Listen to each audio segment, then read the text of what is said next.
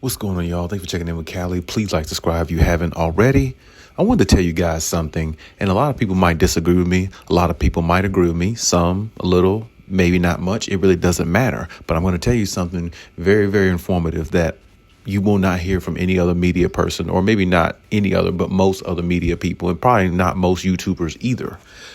The Clippers, you've heard me say many times that the Clippers, I like the way their team is constructed. I like what they have as a unit. I like what they have in regards to, defense. I like what they have in regards to a superstar, of course, second star, and James Harden, the way he's playing, and even their second/third star, you can say, in Norman Powell, who's been their best player so far this year, scoring wise, at least. And even you can look down to the head coach, Ty Lue. Ty Lue gets these guys prepared as much as he can, and he has them ready to go every single night. And I wanted to say this. To me, the Clippers should be looked at, or they should be acknowledged as the most dangerous team in the Western Conference, maybe even in the NBA. They are the most dangerous team that no team really wants to face. Because the reason why they're the most dangerous is because if you look at where they are now, they have not had Kawhi Leonard up to this point pretty much, except for 3-4 games. The exception to 3 or 4 games Kawhi Leonard has played. And he's playing on restricted minutes. And he's not even playing at the level that we know Kawhi can play at. And they're still the 5th seed. I mean, imagine if they had Kawhi the whole season, fully healthy, along with this roster, the way they've been playing, with or without Kawhi in the lineup. The way Norman Powell has stepped up this year, which everybody knows Norman Powell can score anyway. He's always been a decent scorer.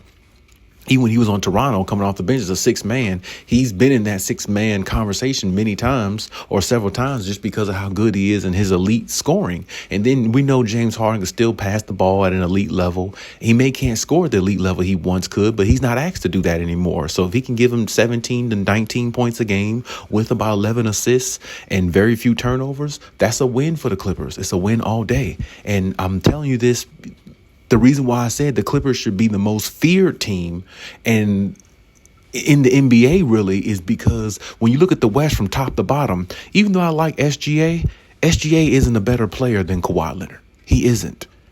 When healthy, I'll take Kawhi Leonard over any star player in the West. Any one of them. Damn Kevin Durant. He just goes from team to team trying to formulate big threes because his sorry ass can't put a team on his back and actually win a championship. We saw that in OKC when he had Russ. Well, hell, he actually had James Harden too. He actually had a big 3 there. So, I mean, in his whole career, he's never not had a big 3 technically. So, I mean, we've never seen him carry a team like Kawhi Leonard and put a team on his back and go out there and win it. So, I mean, unless everything is all working 100% well for him and he has so many star players around him, he's really discredited to me in this conversation because he's just not one of those guys where I feel like he's a great player by stats and, things like that. But his efficiency and all that's good, but he just doesn't have that winner mentality. I mean, maybe he should have went to the mama mentality camp when Kobe was alive or something like that. So maybe he can grow a set of nuts and actually grow some fortitude so he can actually have a backbone to go out there and lead a team rather than wait for 4 or 5 superstars to come on a team to help him get championships. I don't know. But then you look at SGA, like I said, SGA is really good. He's probably the MVP so far this year, but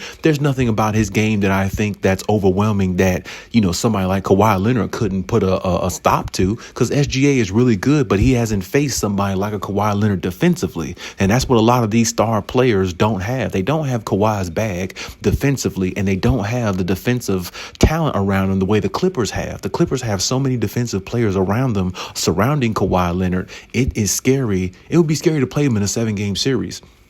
Then you look at the Dallas Mavericks. They're more or less all offense. Klay Thompson is damn near washed. He has nights where he looks decent, but I mean, it's not good enough to the where they're actually playing at a better level, even though Luka is kind of in and out the lineup, things like that. Kyrie just came back, all that stuff. But even still, maybe when they put it all together, maybe they'll look better. I mean, I believe they will. But at the same time, they're more of an offensive team rather than a defensive team when you look at the way they're built. So defense definitely can offset offense when you got guys willing to go out there and just put their lives on the line and play defense and play hard and, frustrate offensive players like the Mavericks. So that, to me, that gives the Clippers the advantage. And plus, psychologically, I think, Kawhi Leonard has a psychological advantage over Luka. The reason why Luka's never beat him in a 7-game series in the playoffs.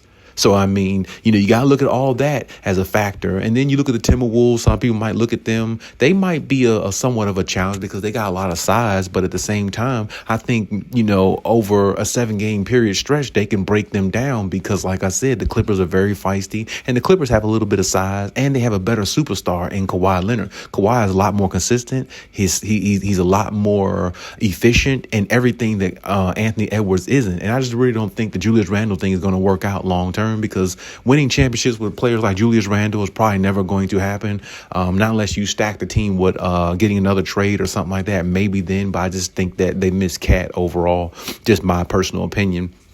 So, I mean, when you look at the West, yeah, you got other teams, the Suns and things like that, but they're not teams that I think the Clippers would ever even fear. They probably wouldn't even fear them if they didn't have Kawhi Leonard, to be honest with you. I mean, because like I said, you look at Denver, that's another team with Russ being on there. Russ is playing very well, but Denver's the 4 seed right now, and the Clippers are right behind them, and they barely had Kawhi Leonard all season long. So that tells you if the Clippers have Kawhi going forward the rest of the season, and he can, find ways to get back to, playing 35 minutes a game and getting his legs up under him the way he's supposed to and the way he should. I mean, I don't really think nobody wants to see this team in a 7-game series. Chris Dunn and all of them, Derrick Jones Jr., Kevin Porter, you got guys, and then you got, like I said, Norman Powell, you got guys who can put the ball in the basket. You got guys who can score, and you got a superstar in Kawhi, and you got a very decent to very good assist man in James Harden who can still score the basket at times. The biggest challenge for the Clippers is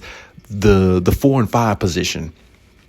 They got to make sure they get enough out of Zubac and keep him engaged offensively so he can play better on the defensive end, in which I think they can do that, or they need to go out and make a trade and get another big man. As I said before, Vucevic on the Bulls would be perfect to me because him and Zubac would very much well complement each other on the floor together, and or even if one came off the bench, when the other one was in. I mean, I think that would just be a perfect combination, honestly. I really do think the Clippers need to go after that trade because I think that trade would really make a lot of sense, and hopefully they wouldn't have to give up a whole lot to get Vucevic. Maybe they might have to give up, Bones, Mo Bamba, a couple of picks, and then maybe you can throw in, maybe somebody else off the bench. Who knows? But either way, I think that trade would be very good. I'm not sure it's ever going to happen, but it would be a good trade for the Clippers to make. But overall, they need Zubac to play very, very well, continuing through the season and going into the playoffs if they really want to have a chance to win. And I think they can do that. And I think they can find a way. They just got to, find a way and do it, But other than that, I'm telling you, the Clippers really should be the most feared team because where they're sitting at right now without a superstar and in and out the lineup and guys are just kind of like plugging, Ty Lue just plugging guys in here and there. It says a lot about their team and how good they really can be. And other teams really need to take heed to that. Because if this is the year for them to be healthy with the roster that they have, this might be the best Clippers team we've seen, in the last few years, honestly.